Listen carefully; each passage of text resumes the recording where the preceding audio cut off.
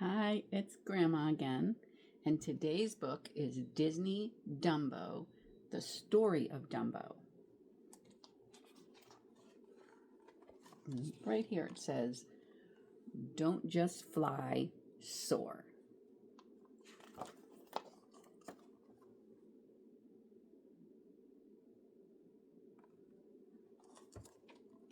As the evening stars shone brightly, a flock of storks flew across the sky. In their beaks they carried special bundles over a big circus. And just as the right moment, the storks released, at just the right moment, the storks released their very important deliveries. The bundles gently floated down to the circus tents.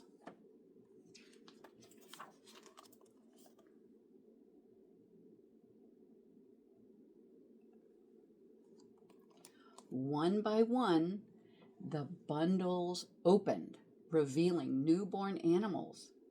Mrs. Jumbo, the elephant, waited anxiously for hers. She saw a kangaroo, a hippopotamus, a giraffe, a tiger, and two baby bears, who were all greeted with love by their mothers.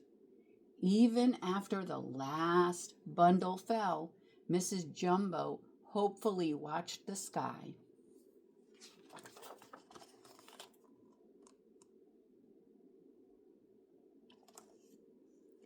The next morning, the animals boarded the circus train. The circus would stop at many towns. Casey Jr., the train engine, blew his whistle proudly as the train pulled away.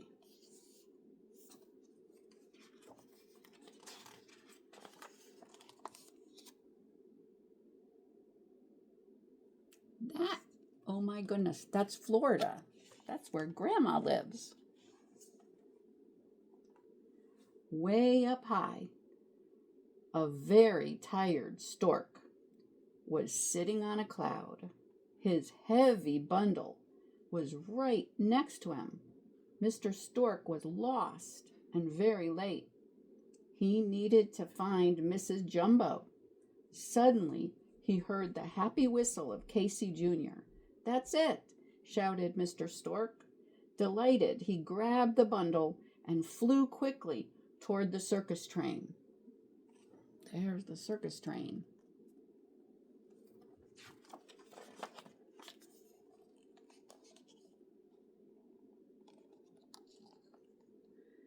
The stork landed on the train and walked along the roof. He called out for Mrs. Jumbo. The lady elephants began waving their trunks at him. "Yoo-hoo!" they shouted.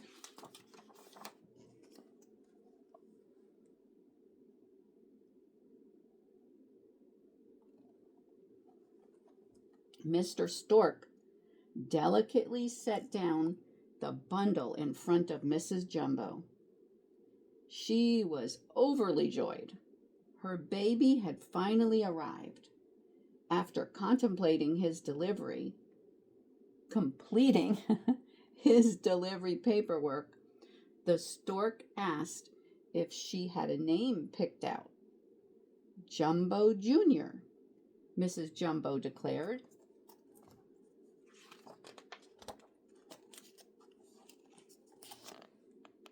Look, the baby. Mrs. Jumbo eagerly untied the bundle. There he was, her Jumbo Jr.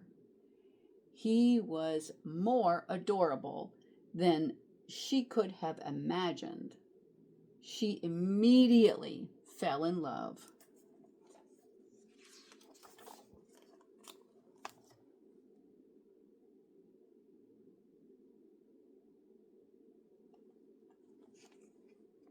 Suddenly, the baby elephant sneezed, causing his ears to unfold completely. They were enormous. The lady elephants began making mean jokes about him. Laughing They gave the little one a nickname, Dumbo. That was not very nice, was it? No. Should never make fun of somebody for the way they look. Never. Even for anything.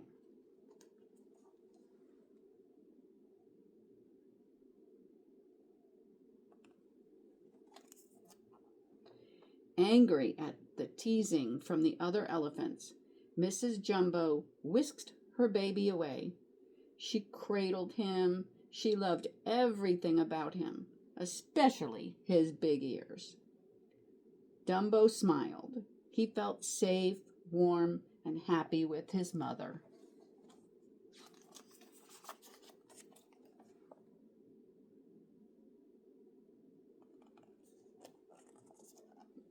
The next day, the train came to a stop, and the elephants set up the big top tent. The townspeople lined the street to watch the ringmaster lead a parade. The crowd cheered. The animal wagons, which housed a lion, tigers, and a gorilla that thumped his mighty chest. There were clowns, too, whose silly antics made everyone laugh.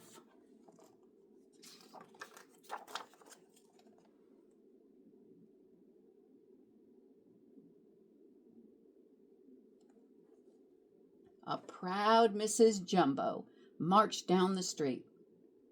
Dumbo held on to his mother's tail, his face beaming with excitement. The townspeople thought he was adorable, but when Dumbo tripped over his big floppy ears and fell into a puddle of mud, everyone laughed. There he is.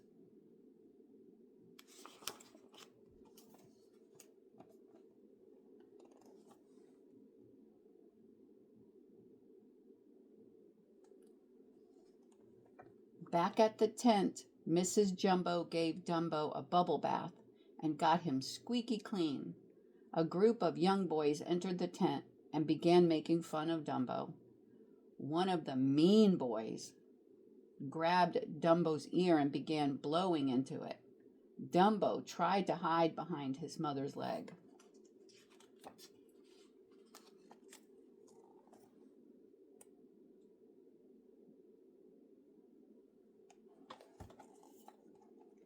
Dumbo's mother trumpeted with anger. She wanted to defend herself and her son from these mean boys. Mrs. Jumbo grabbed a bale of hay, and the boys began to scream and run. Dumbo's hiding.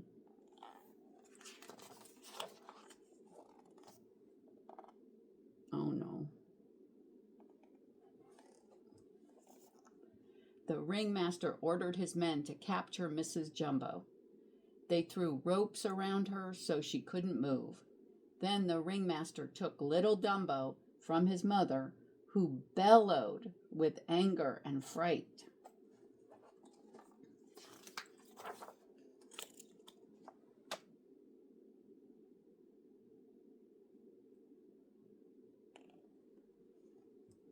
Dumbo's mother was worried about her little one. All she wanted was to be close to him again.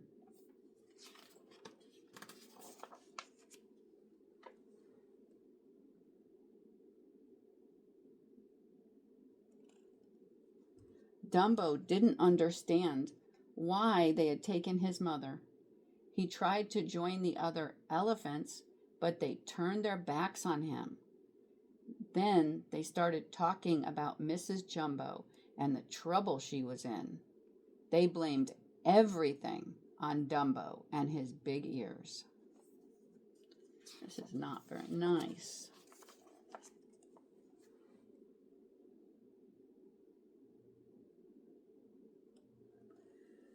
Timothy Q. Mouse, a smart little fellow who traveled with the circus, felt sorry for Dumbo. Poor little guy, he said to himself. Not a friend in the world, Timothy decided. It was up to him to help Dumbo. Good.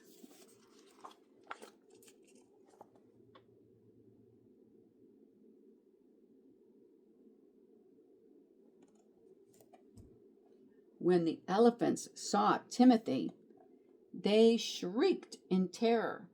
There was, after all, only one thing in the world that could really scare an elephant: a mouse. Timothy wriggled his nose and made funny faces at them. As they reacted with alarm, Timothy laughed and ran off to find Dumbo.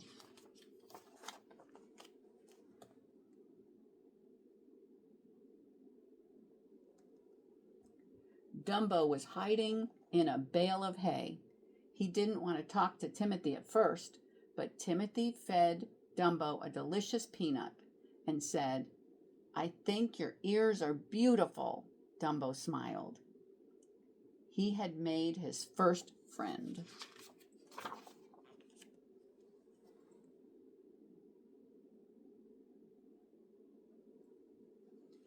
Timothy told Dumbo that he would help Dumbo become a circus star. "Dumbo the Great," he shouted. Later, Timothy heard the ringmaster, wondering what would happen if all the circus elephants climbed on top of each other to form a pyramid.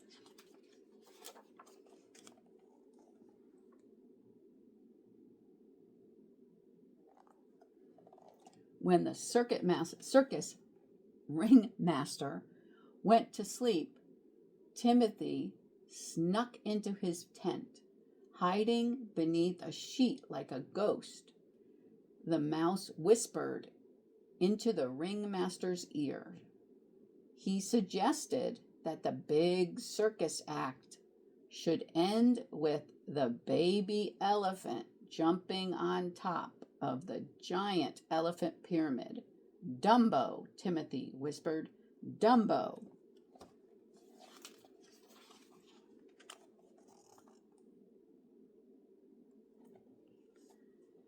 The next night, the ringmaster announced that the elephants were about to do something amazing. 7 enormous elephants would balance on top of a small round ball. It would be stupendous. There is the ball, and those elephants are huge.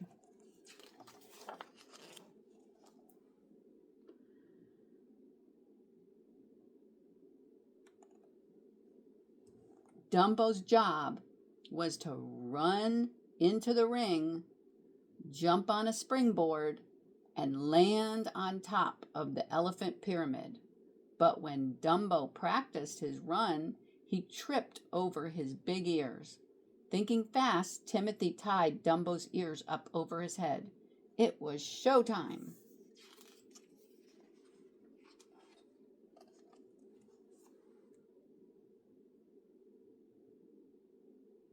Oh my. "Ladies and gentlemen," the ringmaster shouted, "I give you Dumbo." The little elephant dashed into the ring, but just as he was about to jump onto the board that would launch him high into the air, Dumbo's ears came loose. He tripped over them and flew forward.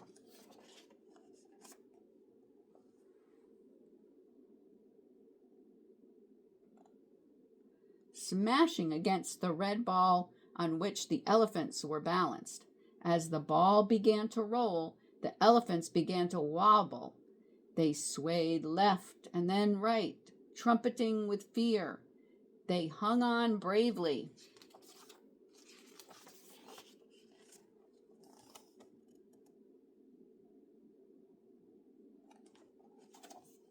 Finally, the pyramid of elephants tumbled down. They flew across the big top, hitting the wires and poles that held the tent up. There was a loud crack as the wooden pole in the center of the tent snapped in two. The big top began to fall. The audience fled to safety as the giant tent floated to the ground. This was an evening at the circus that no one would ever forget. Broke.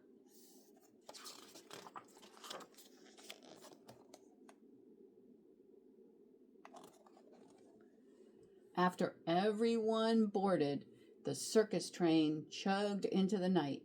Inside, the elephants were wrapped in bandages. They blamed Dumbo for all that had happened. He was no longer welcome in the elephant train car.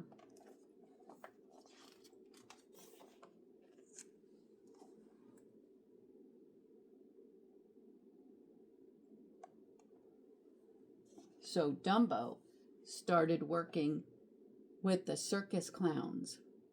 For their big show, he was dressed up like a baby and placed at the top of a burning building. The clowns were dressed as very silly firemen. See?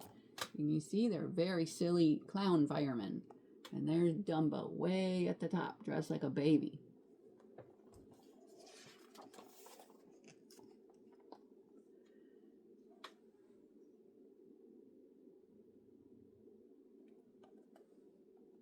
At the end of the act, Dumbo jumped from the burning building. He landed in a giant bucket filled with thick white plaster. Everyone laughed as the little elephant rose up out of the tub, his face covered in goop.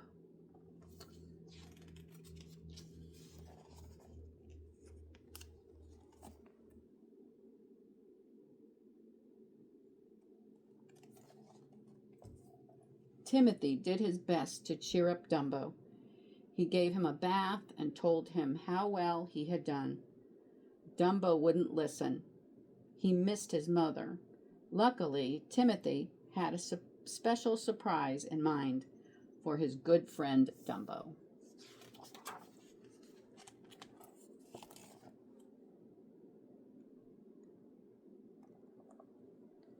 Timothy took Dumbo to see his mother. Mrs. Jumbo was still locked up, but she was able to put her trunk through the wagon window and cradle her baby.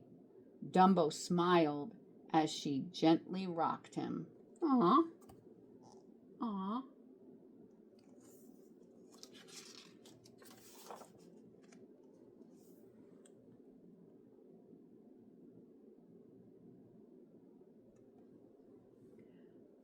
Dumbo cried a little after seeing his mother. All he wanted was to be with her.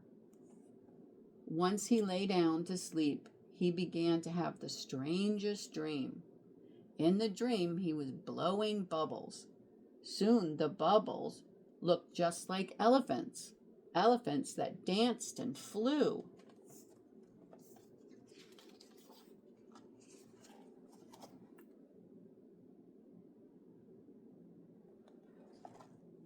The next morning, Timothy tried to convince Dumbo that he could fly just like a bird. He said Dumbo's ears were so big, they were like wings. Dumbo wasn't so sure, but he trusted Timothy. He would try to fly.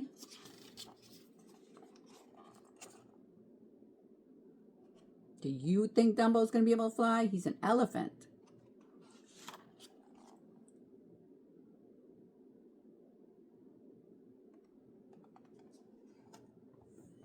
In the next show, Dumbo performed once again with the clowns.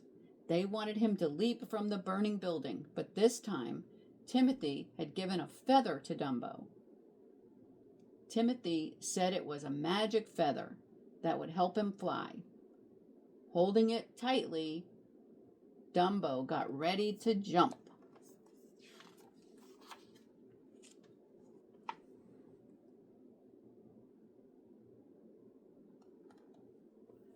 It worked. Dumbo and Timothy soared through the air, but halfway to the bottom, Dumbo lost his grip on the magic feather. Without it, he couldn't fly. He and Timothy were falling.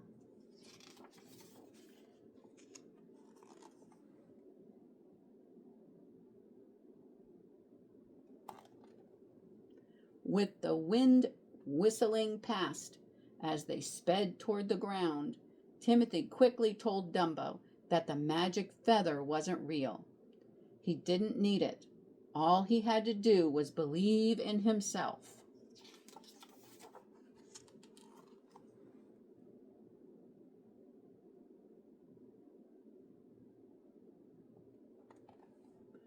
Whoosh! Dumbo opened his ears just before he hit the ground. The clowns, the ringmaster, and the audience watched him in amazement. Timothy shouted for joy as Dumbo flew up and down and all around the big top. He was a flying elephant.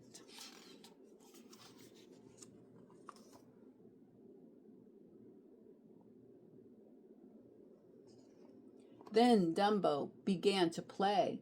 He chased the clowns until they all jumped into a barrel of water. He scooped up a bunch of peanuts and hurled them at the elephants. "You're making history," Timothy declared.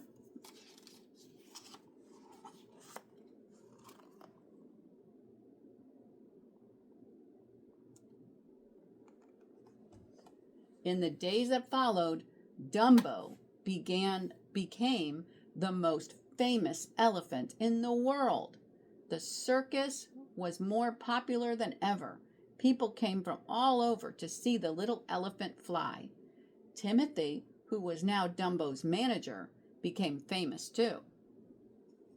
The two best friends made history around the world.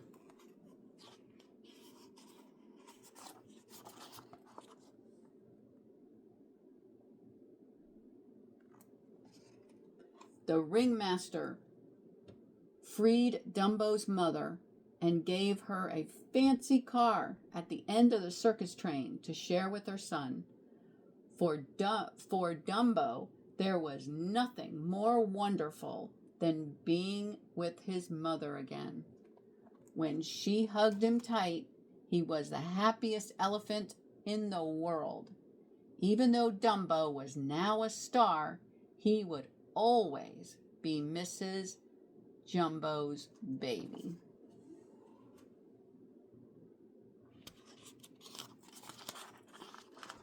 And the end. That was a great story. I love you. Until next time.